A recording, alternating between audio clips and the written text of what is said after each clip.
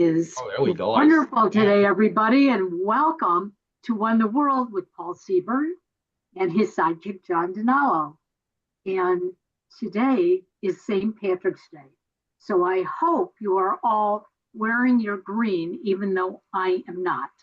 You see, because there's a little bit of green there. That's about it. I don't own anything green because I don't like the color green unless it's money. So, okay. And I don't have any money. So we're going to go on with the show, What in the World with Paul Seaburn. And like I said, his sidekick, John Donalo. But before we get started, most of you can see on our backdrop, we have Cleveland 13 News. And we made a big announcement on Friday. We now have our own meteorologist, Holly Strano. And I am really excited about it, as everybody else is. And to all the guys out there, you're probably going to like hearing the news from Holly because she is awfully cute. So sometimes that's what it takes to listen to the weather. In the meantime, Paul, what are we talking about on this wonderful St. Patrick's Day? Yes, St. Patrick. Happy St. Patrick's Day, everybody. I have a green mug, which it's fading. I got to put it someplace. There. Oh, it won't show. That's right. It's like the backdrop. Yeah, I didn't even think about that. How come John is showing up here? John's got a beautiful green shirt on there. Anyways, we'll get to it. That's a good answer, Paul. Track here for a change. So yeah, it's me, Paul Seaburn, the host of What in the World, everybody's favorite weird news podcast. Real news, sometimes strange, always funny. That's our motto. We're here every week at 3:30 on YouTube, on various podcasting platforms, and now, as Karen mentioned, with Cleveland 13 News, WCTU. Go to their website, which I think is cleveland13news.com. Yep. And look at the about, because I happened to read it again the other day, and it's really interesting story about the station itself, because people ask me, oh, well, what channel are you on? I'm not going to go into the whole explanation. It's on the internet, and for more details, go to the website. See pictures of Holly. I'm not going to get myself into trouble by saying anything about Holly, but Karen is right. She and everybody's glad that she has come back to the Cleveland weather scene. So lots of other people doing news on Channel 13 as well. Yes. So check all of them out too. We've got so the first voice in your ear was Karen Hale, our producer, co-host, media mogul at newclevelandradio.net, where our platform originated. How many years ago? 9 years ago. 9, so yes. We've been working with Karen for 9 years at newclevelandradio.net. Check it out. You can find the links to our podcast, also some of the other great podcasts that Karen has. Another link to her coaching service, Yes I Can Coaching with Karen, one of our sponsors, and links to my then go to Facebook. You can get a link to my. I don't think you have a link to my webpage on your page. Yes, there. We do. Oh, you do. www.paulseaburn.com. Yeah, there you go. Okay, so you can check out our other sponsor, which is my book, What Would You Say to a Naked Space Alien? Plus, we have other sponsors as well, so check all that out at newclevelandradio.net.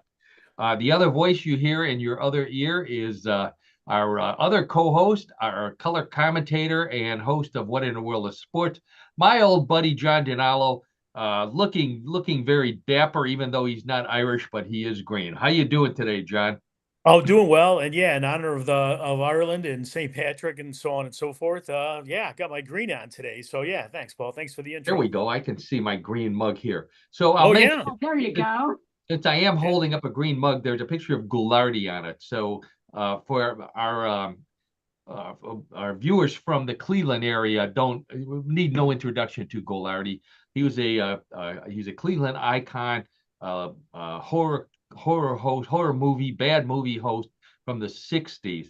And the reason why we bring him up is because his son, Paul Thomas Anderson, was a major Oscar winner this past weekend at the Academy Awards.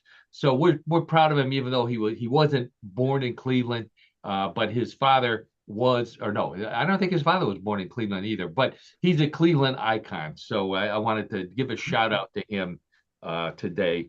And plus it was a green mug. So I managed St. Patrick's Day. And happy St. Patrick's Day to everybody out there who's celebrating. Please celebrate responsibly.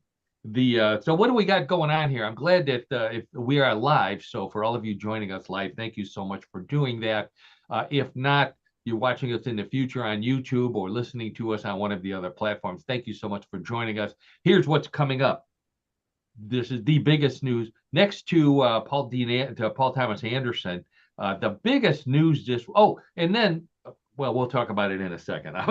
Biggest news up until today, there were 8 Bigfoot sightings in Cleveland over a 4-day period. So we've got the latest and the greatest on those Bigfoot sightings.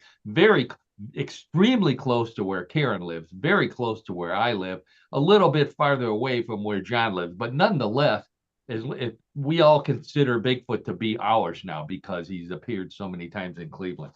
So we'll talk about that. The world's worst flute player from, of all places, Japan. We'll find out the interesting things about her. A watch you didn't know you needed. So if you're in the market for a watch, I've got a watch you didn't know you needed. A beauty pageant with no talent competition, but a lot of scandals. So this one might sound familiar to John and Karen. I think we've talked about this before. The scandals continue with this beauty pageant. A popular co-ed competition from England. John will recognize this one as soon as we start talking about it as well. And plus we got more odd news. We've got trivia. John's got a great sport for us. We got more world records. So let's get right to it with the other big thing that's been going on in Cleveland today. Let's see. First, I get my pictures up here because I've got some cool pictures to go with everything that we'll be talking about today. So there's what would you say to a naked space alien? Check me out at paulseaburn.com or visit both Karen and myself on Facebook for more information on our sponsors, the podcast, all that good stuff. Okay. At 9:00 a.m. Eastern Daylight Time this morning, people from Sandusky west of us all the way to Pennsylvania, including myself, not Karen, but including myself, heard a loud noise. Many people said it was an explosion. Felt their houses shake. I felt a slight tremor in my house. I heard a noise outside. It sounded like something fell on my roof. I thought it might be a tree branch. It turns out it was this. It was a meteor that flew across Pennsylvania over Ohio before it disintegrated in the sky. And that disintegration and I guess the sonic boom caused everybody to think, to come up with their own explanation for what it might be. The experts at the Weather Service and other people that looked at it said that it was probably the size of a softball, maybe the size of a basketball. They didn't expect any of the pieces that were the results of the explosion to be seen anywhere, to be found anywhere, but which are very valuable. I think we talked about that on the show before. Pieces of meteorites can be very valuable and sold at auction. There's people who collect them. John, you don't collect meteorites, do you? No, I'm going to have to say, Paul, that I do not. Well, maybe you should. Time to start. That's right. Yeah, when you get back, time to start looking for those meteorite pieces. So this is people are talking about this all day long here on St. Patrick's Day of all days. In addition to doing all the other St. Patrick's Day festivities in Cleveland, it is the talk of the town. And in fact, it's so big that we had a merger of 2 stories at once. I did some research and I found out that the original report of the explosion and the meteorite came from none other than Bigfoot. Here's Bigfoot walking somewhere in Ohio. We don't know where he is gone since he came through Northeast Ohio. But there's Bigfoot, and there's the meteorite in the sky right above Bigfoot. So how about that? Wow. Only on It's an one. amazing photo, Paul. It's an amazing Isn't that photo. nice, clear photo, John? I know. Yeah, well, it wasn't me, but obviously someone who listens to our podcast who keeps their phone charged and ready to take a picture. So There you go. There it is. thank you so much for that. So I want to talk about a couple other things before we have our big finale with all the Bigfoot stories. So let's talk about this lady with the flute first. Music story. We don't do too many music stories on What in the World. So I like this one. This lady's in Japan. The musical instrument that she plays is the recorder. The recorder. You know what that is, John? You know what the recorder is. Yes, I know what it is. Yes. It's like a flute, right? Yeah. Yeah. It's got keys. It's right. It's keys, right? Sorry, I think I lost. Did you lose us? It's like a flute, right? Is that It's what like it a is? flute. Yeah, they're made out of wood. They're made out of plastic. It's a big instrument in grade school, from what I understand. So they date back to the Middle Ages. You know, the ones you play like this. They date back to the Middle Ages, which means people have been hating recorder music for thousands long of time. years. It's the it's the one instrument that there's a general consensus. Most people don't like the sound of them.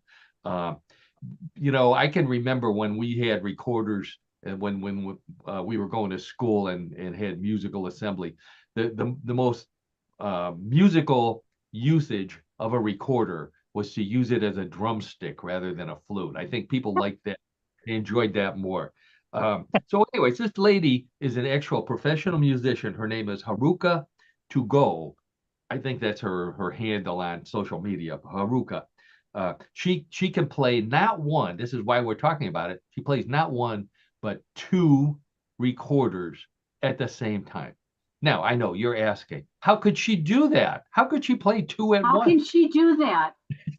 Well, I'll tell you. She plays one with her mouth and one with her nose. Oh no. Oh my gosh. Here it looks like she's playing both of them with her nose. Maybe she does. I'm not sure, but there she is. She's playing two flutes with her nose.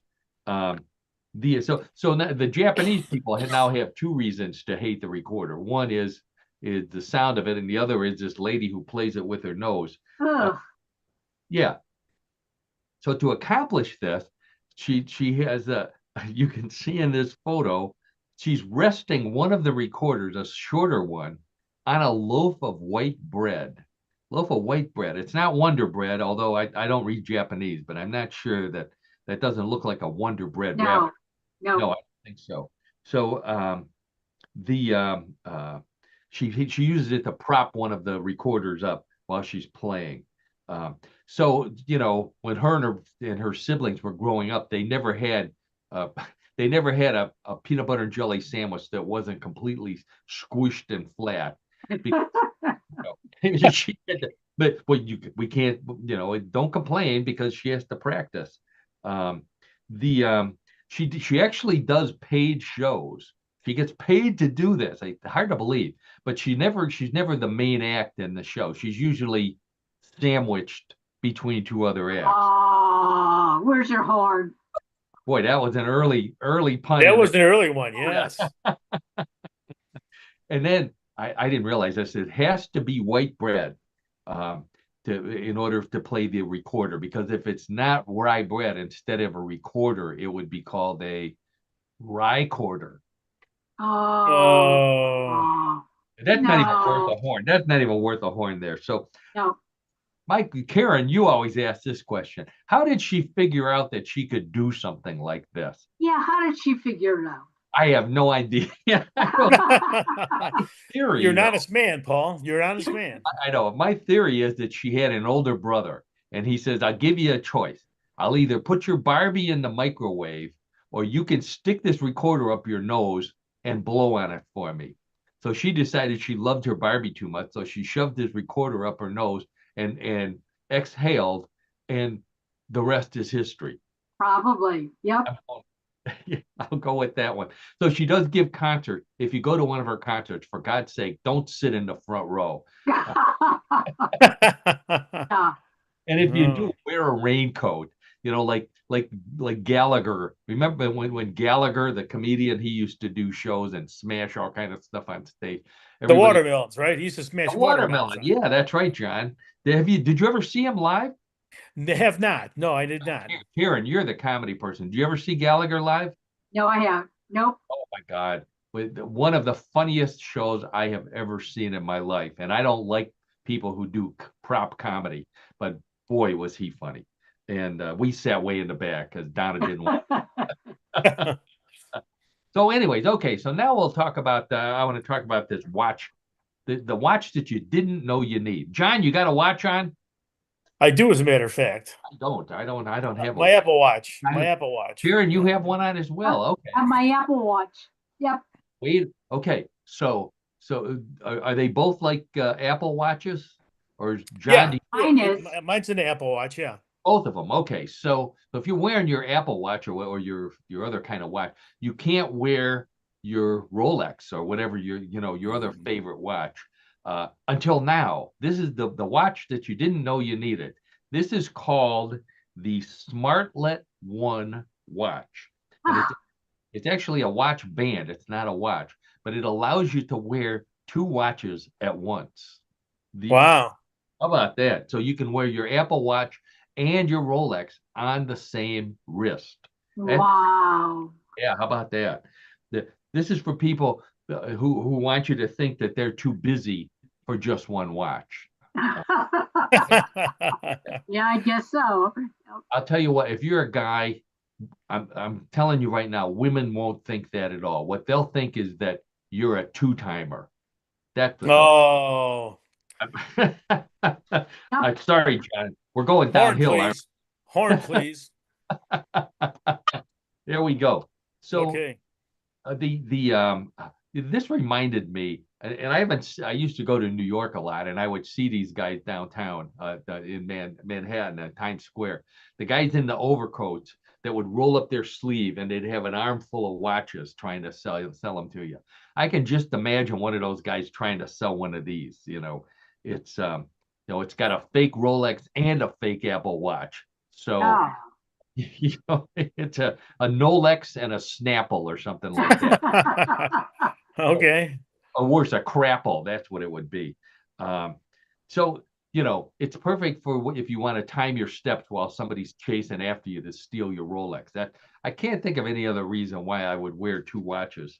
And guess how much just the watch band cost? You have to provide the watches. How much would you pay for a watch band like this? Oh, $10. And we're talking $418 No. just That's for ridiculous. the watch band. When I read that, I heard my father's voice in my head. He's yelling at me. He says, "Give me that money, bring me your watches, and bring me that roll of duct tape over there, and I'll give you the two Yep. watches on your wrist. You knucklehead." That's what he'd say. So now I have a favorite kind of watch band. I know neither one of you are using this for your Apple Watch. My favorite watch band of all time, maybe yours too, John, was the Twistaflex. Oh, I remember those. I remember the Twist of Flex. Yes, Twistaflex. sure. Okay, here's your first trivia question of the day, John. The commercials were on all the time. Who made the Twistaflex? The commercials always said, "Get your Twistaflex by." Timex? Oh, good guess. Not correct. Spidell. The Oh, okay. Oh. Spidell, right. Okay. Another one Sure. of those here. It's there's another one of those expensive watches here. There's a Twistaflex right there. Twistaflex by Spidell was the name of the company. Okay. The guy who invented it was Mr. Spidell.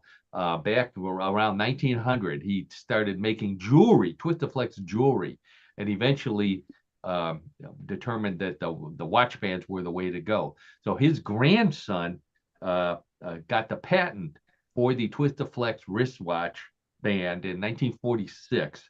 It was called the Expansible Link Chain for Watch Bracelet or the like. Don't ask me why they called it that. Maybe they didn't quite know what they were going to do with it there. But it didn't come out until 1959. That's when the Twistaflex came out, and Wow. yeah, they sold like crazy. Everybody had them. I wish it's a great idea. I wish they would have made Twistaflex belts or pants. I think that would have worked great too. I think, but it's the perfect watch band for people who fidget because now you've got something on your wrist that you can be playing with all day long. In fact, I think people playing with them all the time. Yep.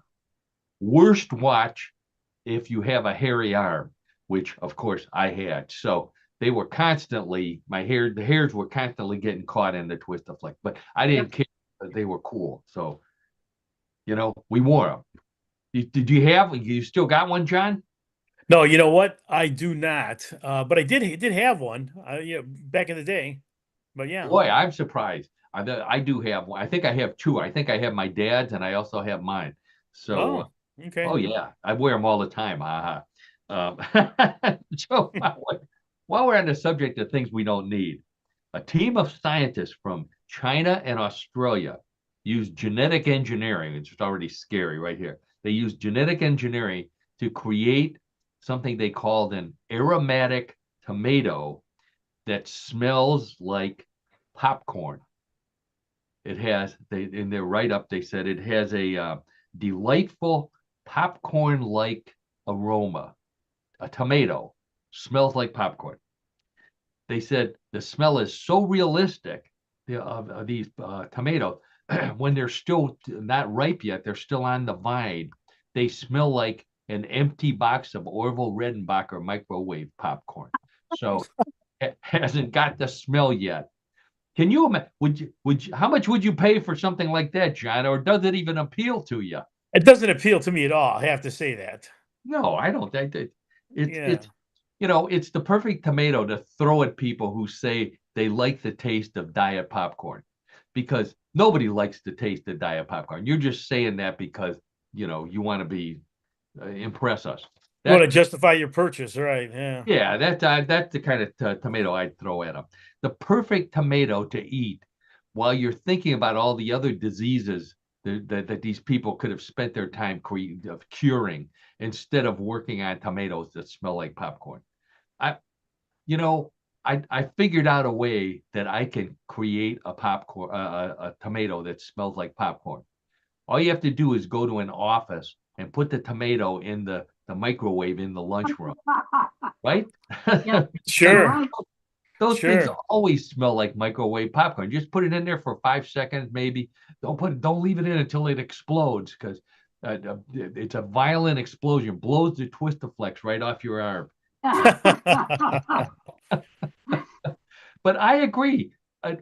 I like tomatoes to smell like tomatoes, and I like popcorn to look like popcorn. They should not. This is not a Reese's. Yeah, I don't understand. It's a strange marriage, a strange bedfellows, to say the least. Yes. This story was covered. He beat us to the punch. Stephen Colbert, I think, talked about it, and he said, or maybe it was Jimmy Kimmel, and he said it sounds like these were scientists who made a mistake and they needed to cover up for their mistake. So they said, "Oh, God, look what we created." Wow, interesting. So another thing we don't need and really is not appealing is the next story, and that's a beauty pageant for camels. Do you remember we talked about this a long time ago? A beauty pageant for camels, obviously in Saudi Arabia, where they have a lot of camels, and apparently good-looking camels, to the point where people actually pay real money to go and see a real beauty pageant with real camels in it. But scandal-ridden this year. Scandal-ridden. The 2026 Camel Beauty Show Festival in Oman was rocked by scandal when the judges discovered that nearly 12 camels, almost a dozen of them, had plastic surgery, multiple plastic surgeries. They had Botox injections, and they were injected with anabolic steroids to make Whoa, them. whoa, whoa. Yeah. Wait a second. Like, they're ugly to begin with. They're not going to get any more beautiful. No. I agree. I agree. The camels are good looking animals to begin with. But why would they need to enhancement? Apparently, it's a very lucrative prize that they're competing for. I don't think it's just that trophy over there. But I was wondering how the judges figured it out, and the Botox injections gave it away, because one of the camels, her lips were as big as her hump, and I think they overdid the Botox injection. Yeah. Yeah, Botox and steroids. John, I think we saw the band Botox and Steroids open for Faces and Little Feet.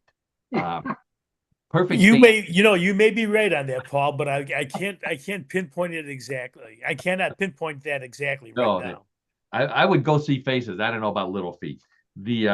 So they had to eliminate the contestants and obviously their handlers, but you can see their hot videos on their new channel, onlycamels.com. So Okay.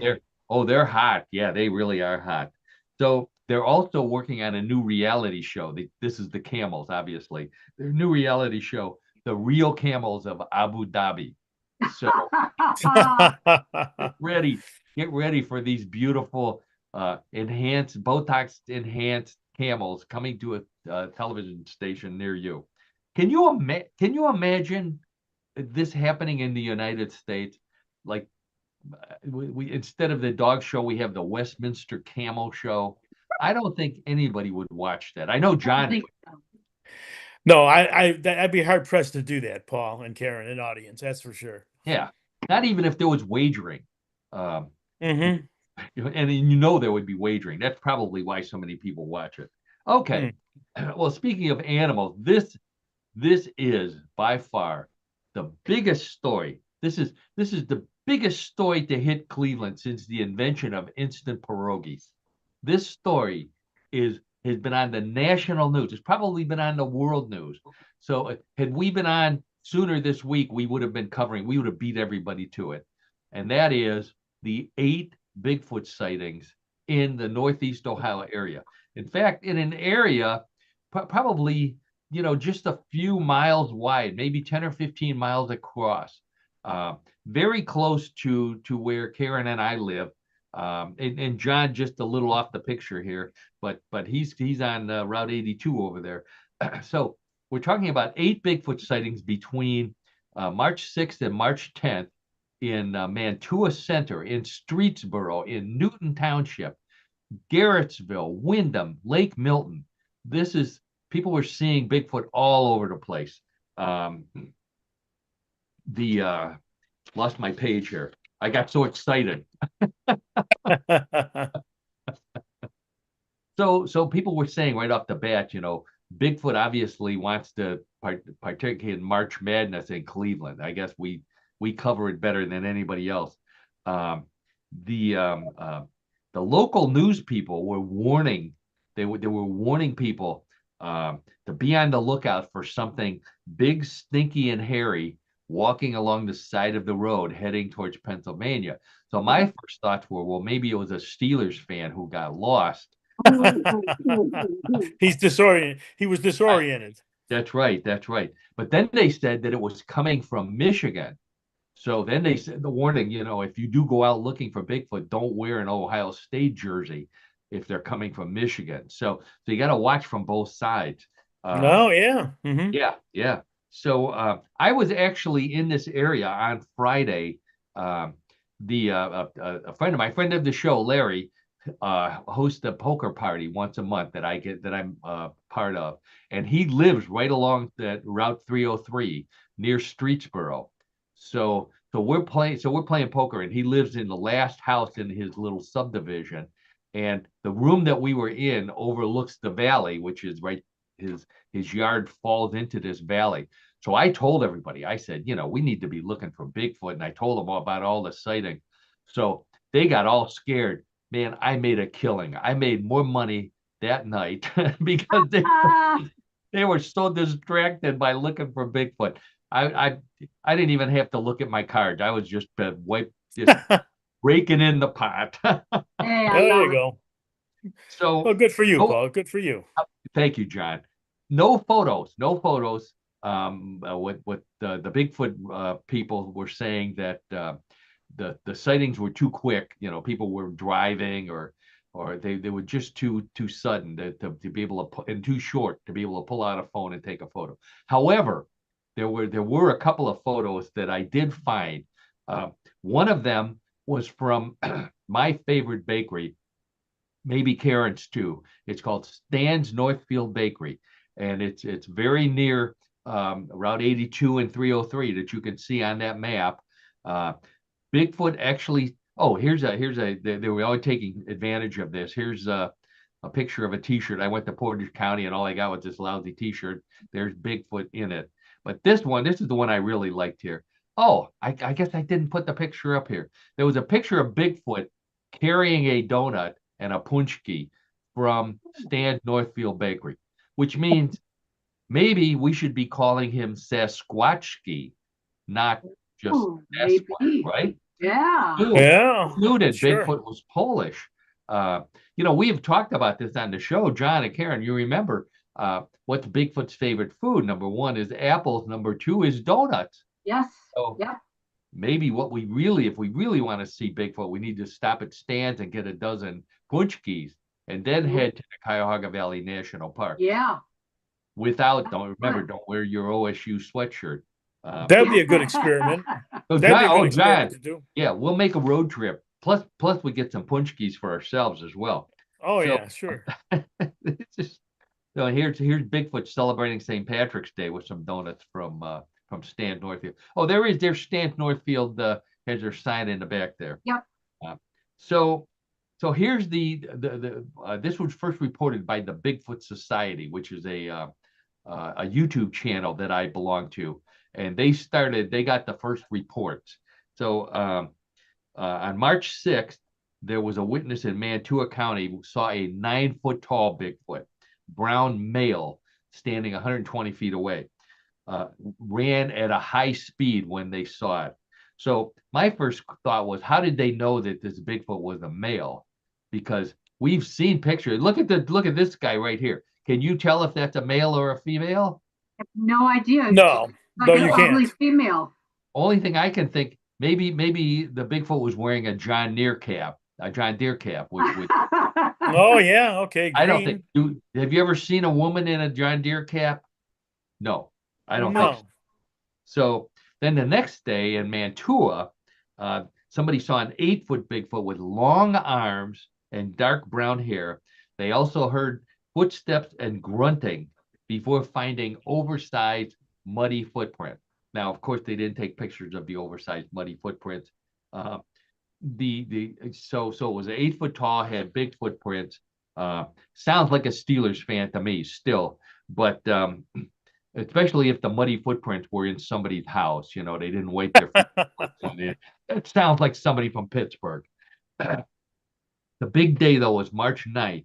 There were 3 sightings on the same day. One in Garrettsville, when a hiker saw an 8-foot Sasquatch covered with black fur. An hour later, they saw a 10-foot black figure with a strong, musky odor. My first thought is, I didn't know Elon Musk was that tall, 10 feet tall. Oh, I know. He looks shorter in the pictures. But the person said that this was a face-to-face encounter with a 10-foot Bigfoot. So I want to meet the witness, because if you can get face-to-face with a 10-foot Bigfoot, what are you scared of?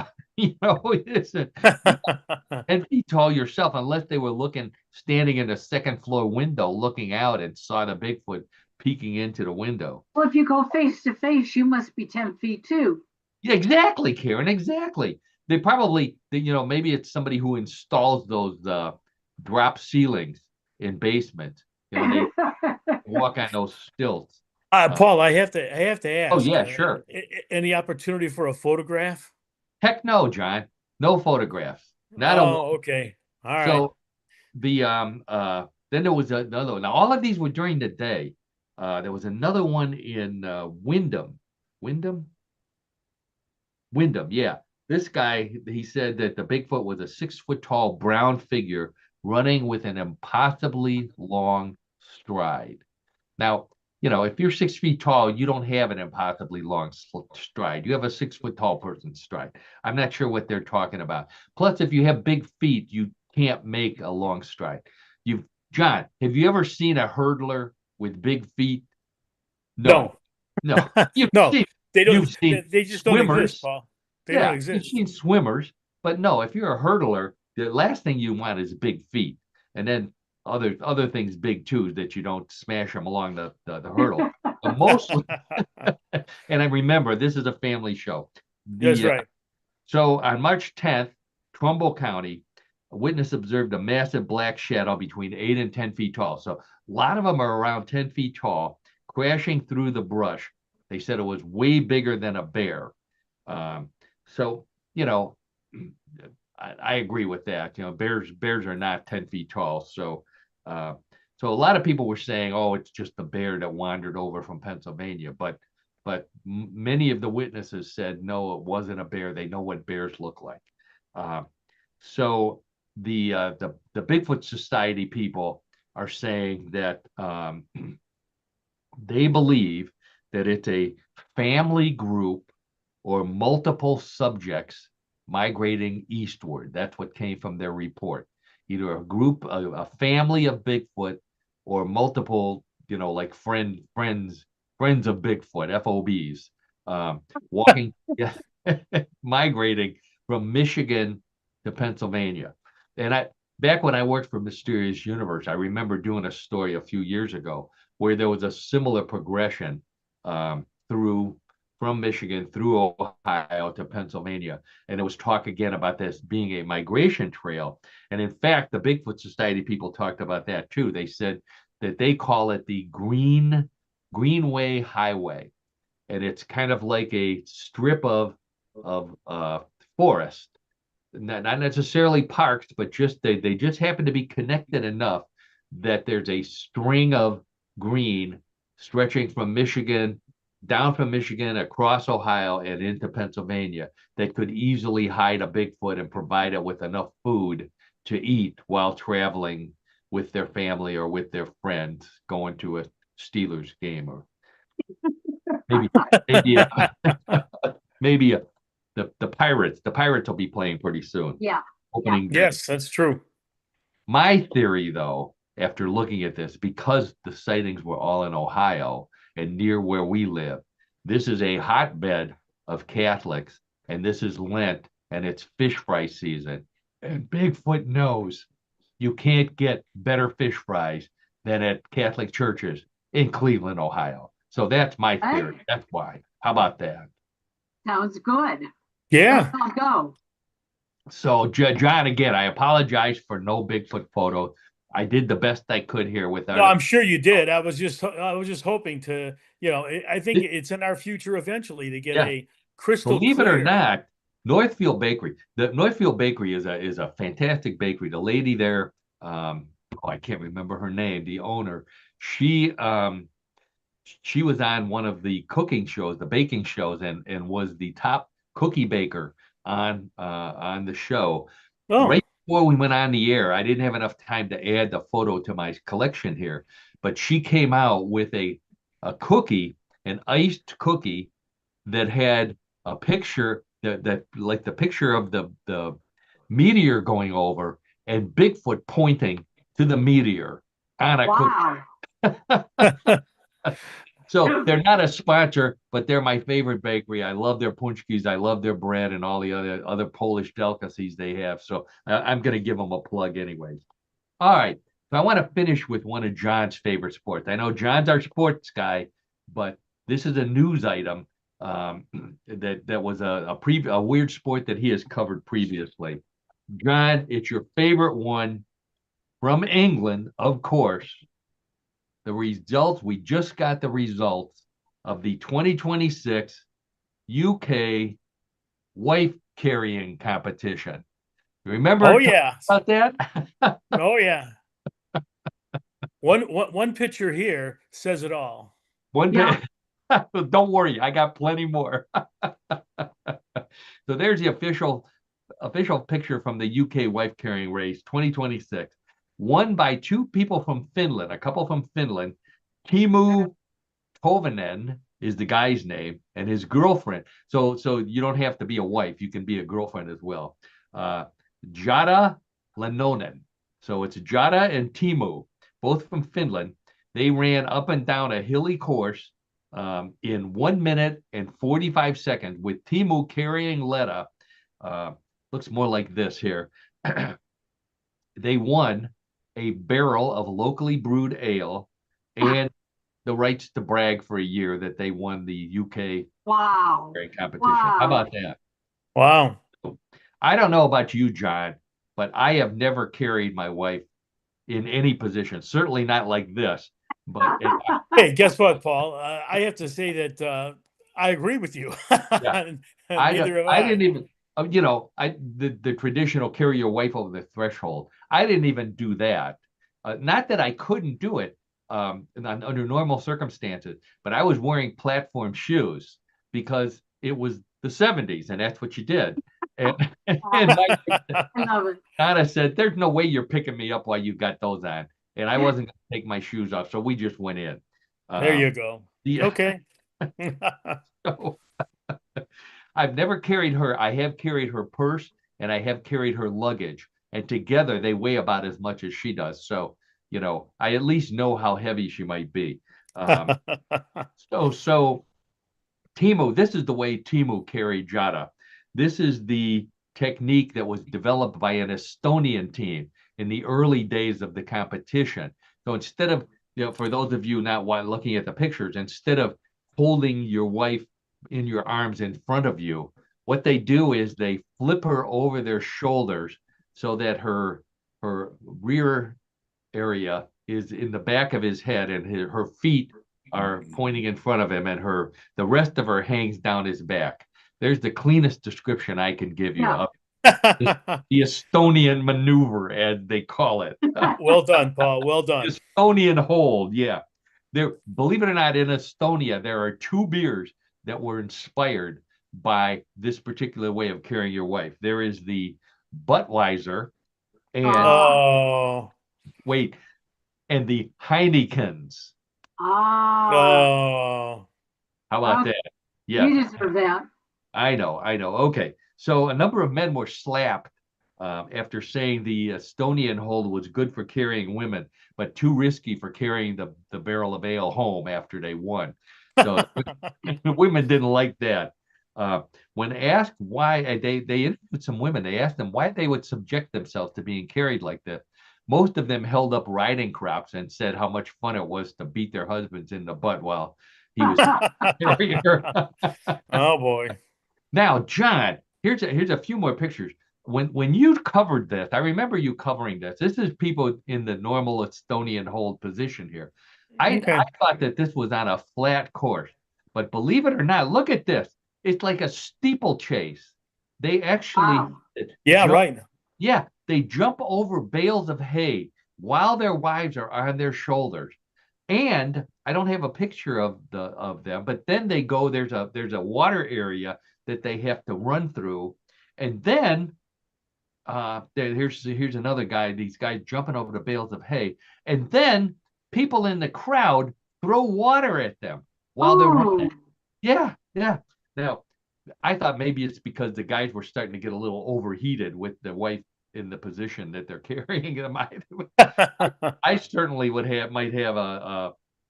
might need a little help there. But so it's like a steeplechase of wife carrying. Must be sponsored by the local knee surgeon. That's the only thing I can think of. Yeah, I mean that would kind of make sense. Oh yeah, Really. this is ALC. Yeah, waiting to happen. So I think I have a picture of the winners here. Okay, so here is Timu and Jada heading to the finish line. So he's got her on his back. They're heading to the finish line. Here they are celebrating. Like, he's showing off his muscles here. And here they are with their prize, their Wow. beer. How about that? They're both holding it. I imagine they have to split it. Uh, and if she's smart, and I know she is, she doesn't want the top half because after shaking it up, that's where all the foam is. So Yeah. Oh, right. Yeah. Hmm. so Makes sense, you Paul. you take, yeah, Wow. she tells Timu, you take the top half, I'll take the bottom half. How about that? Wow. Uh, You know, and Awesome beer. the thing about wife carrying it's been going on for years. You know, this is oh not yeah, a recent yeah, phenomenon. yeah, People in England have been or people in England, you know, from various countries and what have you, have been competing like this for years. It's yeah, amazing. yeah. It's unbelievable. It's unbelievable. So I give John credit for that because I wouldn't have known about the weight carrying competition had he not covered it on What in the World of Sport. But now I watch for it all the time, and we just missed the championship. But this means that that was my last story, which means it's time for John Donalo anyways. And What in the World of Sport? Let's see, do I have John? Yeah, there we go. There's John's intro there. So every week, regular listeners know and regular viewers, John and I have known each other since college. We're fraternity brothers. John knows more about sports and trivia in general than anybody else I know. So I asked him, he's in charge of finding a sport that lives up to the name real sport, sometimes weird, always funny. And regular listeners know John comes through every single week, not only with a great new sport, but also some great photos to go with it as well. So, John, what do you got for us this week? Okay, Paul. Well, listen, thanks for the big introduction. I appreciate that. So, our sport this week comes to us from Scandinavia. Oh, So, you shouldn't be surprised by the name of the sport. The sport is reindeer racing. Let me explain. Over 1,000 people attended the annual Sala Reindeer Cup competition in the town of Sala earlier this month. Sala is a remote town in Finland, which is near the Russian border, and is roughly 164 miles northeast of the city of Oulu. That means those 1,000 people were out there in frigid, sub-freezing temperatures to watch frigid, sub-freezing reindeer run across a snow-covered track while pulling their frigid, sub-freezing handlers behind them on skis. ooh, Now, just knowing that, are you feeling frigid and sub-freezing yet? yeah, yeah, I am. Now, these spectators came not only from Finland, but also from Italy, Norway, Germany, France, and other countries. Reindeer husbandry has been an important part of Scandinavian culture for many decades, especially for the Sami, S-A-M-I, indigenous people in the far northern part of the country. The city of Sala has a long history in reindeer racing, and it has been going on there since the 1950s. Believe it or not, back then, men spent entire winters in the forest. There were no snowmobiles at the time, and in late winter, the reindeer were then in great shape, so they started racing them. These I want days, to point out this picture here. The reindeer look like they're enjoying themselves. oh yeah, I mean, Yeah, they're and as smiling. well, though they're in great shape, obviously, Look to at, be able to race. Sure. wait, Now, wait, yeah, look at this idiot behind us. Yeah. he is called the handler, which I don't think is the right Yeah. term, but he is I the think handler. the reindeer have a much better view than those guys do. I would say Oh that. yeah, of course. So, but these days, reindeer racing is an organized and regulated competition with trained male reindeer. Wow. Now, the premier event is the so-called hot series, in which reindeer qualify if they race the half-mile track in 1 minute, 19 seconds or less. Now, I'm not exactly sure how they arrived at that number, but they did. Only the fastest reindeer are able to compete in that particular race. Whichever reindeer covers the track the fastest is the winner, as you would imagine. Now, during the race, spectators actively cheer on their favorite reindeer as they sprint down to the final stretch.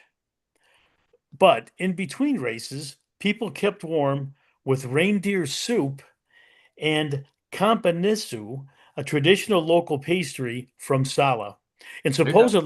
supposedly that pastry is very good. Oh yeah, it looks good. There's a picture. I also have a picture of Diane's got some picture of reindeer stew there. Looks Oh, very there it tasty. is. Yeah, how about that? Mhm. Oh, now Doesn't look good to me. No. No. I think it's a hearty soup for hearty people. That's what I Oh, think. There you okay. go. We'll go All back right. to the bakery there. Now, the final race this year was won by a reindeer, and these reindeers have names. The reindeer was Pom Pom. I'm not Oh, exactly sure the Oh, origin of that, but that's his name. Now, and then so at the conclusion of the races, Pom Pom and all the other reindeer got their own reward. And this reward is lichen, Lichen, which is a symbiotic, colorful organism that is a combination of fungi and algae that grows on trees or rocks. And it mhm. is the animal's favorite treat. Paul's got a good picture of it right there. Ah. Now, when you think of it, reindeer racing is a sport that requires frigid sub-freezing temperatures, lots of snow, lichen, and of course reindeer. So it probably won't catch on right here in Northeast Ohio. However, I think we would all put up with a little cold for a nice hot plate of campanessu. Oh yeah, I like that. That's a good idea. I got to see if I can find a recipe for those. Those look tasty. The I find this sport to be an interesting tradition going back Yeah, to the 1950s, right? yeah. Oh, you would think they would go back farther than that. The Hmm. uh, because there's been skis and there's been reindeer and there's been people up in the Scandinavian countries for a long time. Sure. Looks like fun. Actually, does look like fun. But people are down on horse racing around the world because in camel beauty pageant because they seem to be cruel to the animals. But I think in those photos you had there, John, the reindeer looked like they were having a really good time. Yeah, I think it's enjoyable for them. Sure, it's a Yeah. Now, competition, and yeah, sure. so John pointed out that there were thousands of spectators from around the world. The thing that got me in the photos that you have of the winners here, look at the sponsors. It's sponsored by Audi, but the lady finisher here, she's got a pasta company sponsor logo on her Right. hat. Uh-huh. She's got Visa on her arm. She's got sponsors all over the place. Look at Sure. steel yep. company. Yeah, this guy, he's got Chauffeur, he's got Audi on it, he's got an Audi patch. Atomic, I don't know what that is, but I'm Hmm. surprised they didn't have sponsors on the reindeer too. It's Well, un yeah, but I guess yeah, they don't. It's just more the handlers, right? yeah. It'll be on ESPN before we know it. Yes, it So Hmm. sounds good. Great sport, John. Thank you so much for that. No, The thanks, Paul. you say it's not something that you would normally see in the United States because we don't have any reindeer. I think we don't even call them reindeer here. We have elk, which are kind of reindeer, and we have deer, but we don't really have Santa style reindeer. But we do have competitions that are similar um, to this. And John, I don't know if you remember back when we were in college and in a fraternity, one of the other fraternities challenged us to a race, and they said, well, let's make it a pulling race. We don't care what you pull, but let's have something pulling in the race. Do you remember that? No, no, I don't, Paul. You'll have to refresh my memory, I know, please. not much of a description there. So we didn't pull anything. The only thing we pulled was a glass of beer. I think would be about the only thing we pull. So, but with it seems like many of our sports involve beer. So we thought about pushing, and we said no, we don't want to push anything.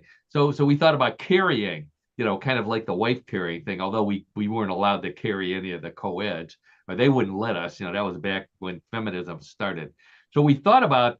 I don't know if you remember this. It's a picture. We tried to carry beer kegs. We thought maybe that was a way to do it, but they're awfully. We didn't think to empty the beer first, and if we had emptied the beer keg first, we wouldn't be running. That's for sure. Other than the bathroom. So we thought, well, what else can we do? So we thought about maybe racing while dressed as beer. And I think we did this joke before, but it's kind of it's kind of a nightmarish looking thing. Like it's like those dreams that you had when you had a really bad hangover, cans of beer chasing you. And which reminded me that to bring this in full circle, today is St. Patrick's Day. And when did we get the worst hangovers? When we drank green beer. Oh, sure. Oh, right? yes. So I this must remember have the been, green beer. How there could you you forget go. the green beer? Sure. I sure. don't know. I don't remember anymore if we ever did something that stupid, but after drinking green beer, we did a lot of stupid things. So Well, what I remember specifically is that when we were freshmen, if you remember, we went down to the parade in downtown Cleveland, and we Yeah. took the rapid down. But before we got on the rapid, we were drinking green beer at, I don't know, 7 or 8 o'clock in the morning, before before it started. So quite yeah. profusely, I guess would be a nice way to put it. You can afford to tell those stories now because all the time that has lapsed. So That's right. That's exactly right. Karen. I barely remember the dreams of the beer cans chasing after me, but yeah, it was long ago enough to be able to talk about it and laugh. So great sport, by the way, John. Reindeer super sport. Thanks so much Yeah, for thanks again, Paul. Appreciate it. Sure. thanks for introducing that to us. So I thought, wow, that means we've reached the end of what in the world, what in the sports. Let's see, what do we call it again? What in the world of sports? What are sports? Right. And that means I forgot to even announce that. That means it's time for Bluff the co-host, everybody's favorite weird news game. Oh, just the game that's sweeping the world. Real simple game to play. I've got 3 stories similar to the ones we've been talking about all afternoon. One big difference. Those stories were real. These stories may be real, maybe a bluff. And it's up to Karen, John, and all of you playing at home to decide real or bluff. Wagering's allowed, so place your bets. John and Karen, place your hands on the buzzer. Let's get right to story number 1. Okay, so this is from the things that someone actually got paid to study files. This is a new study from Brazil that answers the question, why do birds bob their heads when they walk? While pigeons are the most well-known head bobbers, it turns out that all birds that walk bob their heads while doing it. And the reason has nothing to do with keeping their balance, nor is it a way to scare away predators. It turns out birds bob their heads as a way of saying hello to fellow birds, just like humans do. And if you see a bird all by itself bobbing its head while it's walking, it's actually saying hello to a bird you can't see, maybe flying very high or up in a tree. So the next time you see a pigeon bobbing its head while walking, say hello to it. Just make sure you're alone and no one sees you talking to the pigeons. Okay, so a study on why birds bob their heads while they're walking found out that they do it to say hello to other birds. Like, hey, I see you over there. What do you say, Karen? Real or bluff? I don't think I've ever seen a bird bob its head.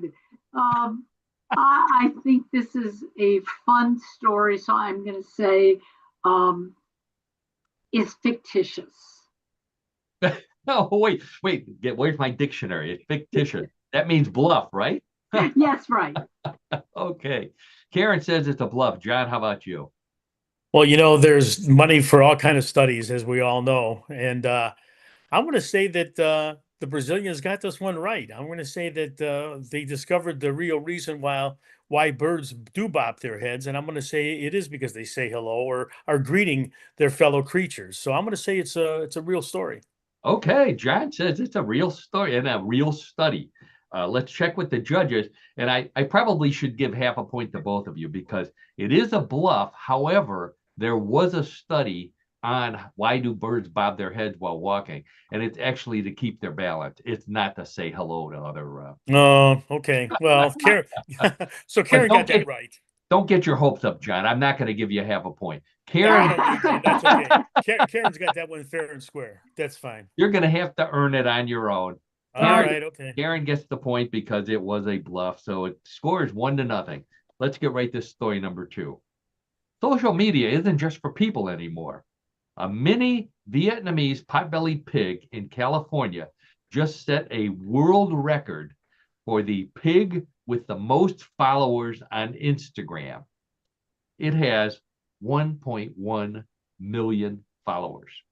If you think your pig can do better than that, you should be aware that this pig, whose name is Merlin, communicates with its followers using labeled buttons placed around its owner's house, which allow it to step on them and play recordings that express his thoughts and his needs and his desires.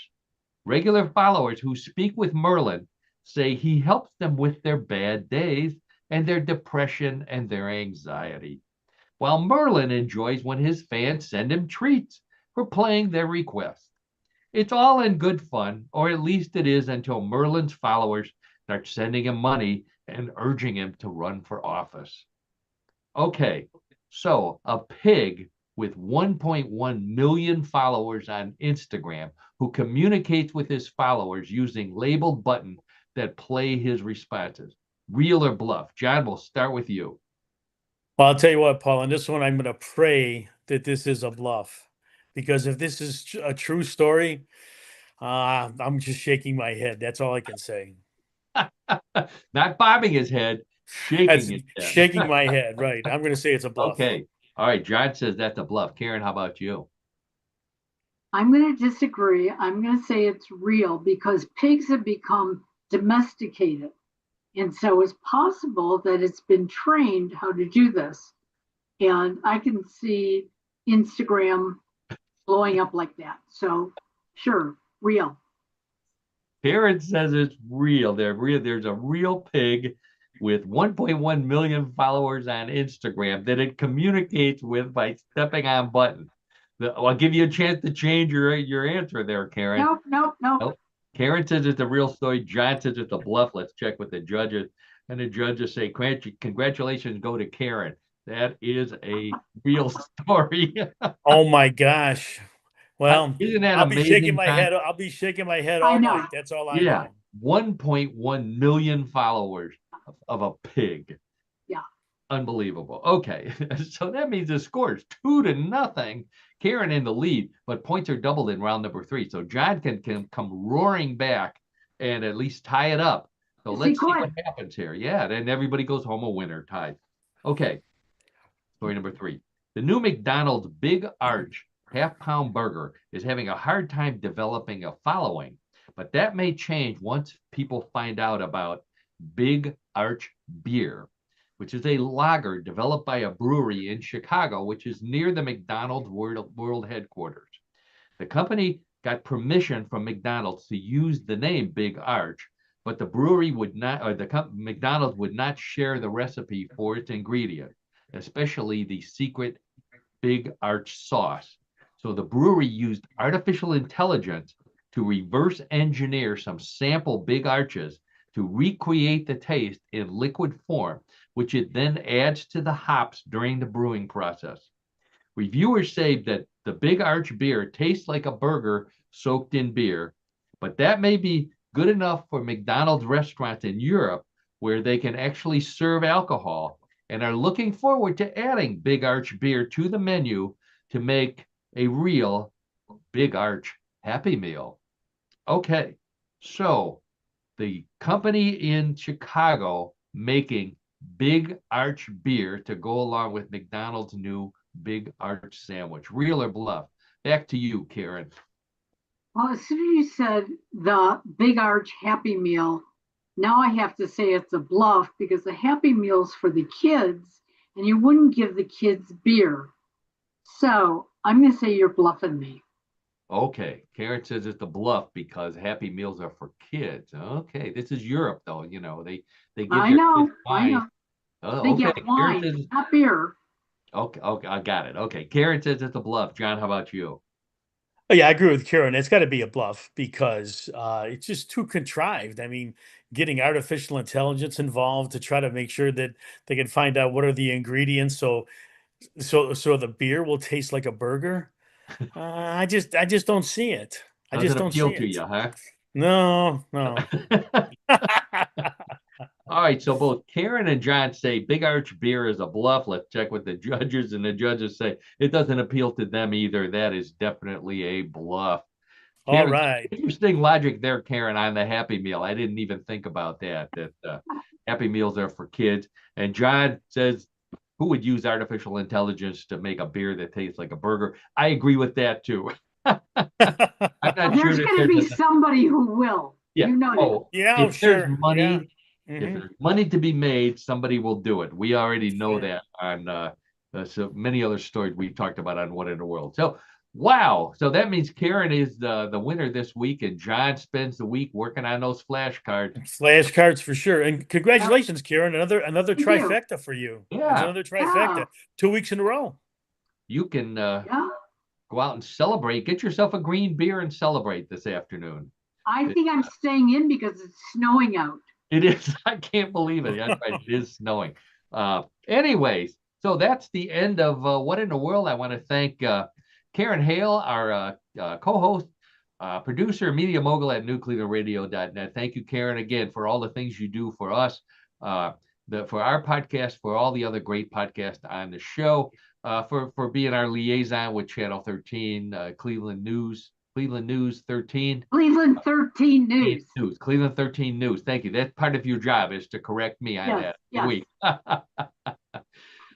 So please visit newclevelandradio.net for all the information on that, on Karen's coaching services, the other great podcast as well. So thank you for that. And thank you so much, John Donalo, my old friend, fraternity brother, co-host, color commentator, host of What in the World of Sports. John puts up with me every week and keeps coming back for more.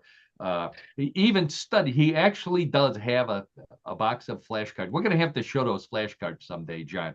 You know, Paul, no, well, thank you as well, but I don't know if I want to do that. I No, don't we want to can't let show any them to kind of Karen. secret out. Well, I don't want to let any kind of secret out, when it comes to that. But yeah. Could be another a side hustle for you, selling flashcards. Oh, yeah, we could. I never thought of that really money. until just There brought you that go. up. Yeah, right, exactly. No, so All right, it's always a hoot to do the show, and this has been a good one for sure. Thank you. Good, John. It's always a hoot to have you on it. And speaking of hoots, we want to say thank you so much to all of our hooters out there who are our fans. Without you, without our viewers and our listeners, we wouldn't be doing the show. We hope you enjoy it, have as much fun listening as we do producing the show and putting it on and doing all the research, everything that's involved with it every week. It's a work of love. We really enjoy it, but we wouldn't do it without you. So thank you. Please send us feedback. You can send it to Karen through newclevelandradio.net. You can send it to me on Facebook through my website, paulseaburn.com. People are finding ways to send me messages all the time. So I don't think I need to explain too much more than that. But please, we love the feedback. We've mentioned some of our regular listeners and viewers many times before. You send us a great story, we'll make sure that we give you credit for it on the show. And right today, so we still have about 8 or 9 hours left to St. Patrick's Day. I heard from our fans of the show, Tim and Shirley, who went to they went to Mass at St. Patrick's Church in Cleveland, and then they went and had some corned beef, but they said it was too cold to go to the parade, so they just came home. It is a cold day, so I hope it's warmer where you're at. I know it's warmer where you're at, John. Yeah, well, I didn't want to make any comment or rub it in, but it is. We appreciate you'll have to just deal with it. Deal with the cold weather. There you go. Well, I'm going to deal with the pot of corned beef and cabbage that I had sitting in the oven all day, and I'm ready to dig in. So that's what I'm going to do. I hope everybody out there has a great rest of the day, great week, great weekend, and we will be back next Tuesday, 3:30 Eastern Daylight Time. Yes, we will. That's right, another episode of What in the World. So, bye, everybody. bye. Have a Have good a great day. week, everyone.